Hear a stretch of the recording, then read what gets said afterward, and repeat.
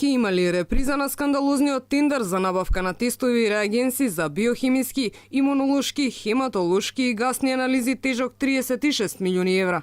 Од Министерството за здравство молк нема кој да даде одговор на прашањето кога ќе биде распишан новиот тендер и дали ќе има промена во спецификациите. Министерот Филипче на последната средба со новинарите посочи дека лабораториите сепак ќе се централизираат, па најави дека ќе биде распишан нов тендер, без да прецизира кога ќе биде започната постапката.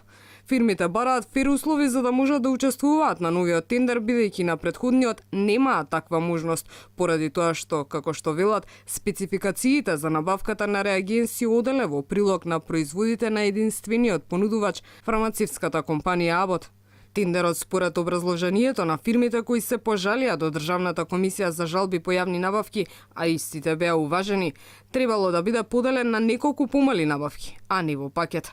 Претходниот тендер беше стопиран па поништен, откако се дозна дека како подизведувач е пријавена ново формирана Ахрлаб, фирма регистрирана на адреса на повеќе познати скопски адвокати, а основана во април годинава, кога беше објавена информацијата дека ќе има централизација на лабораториите.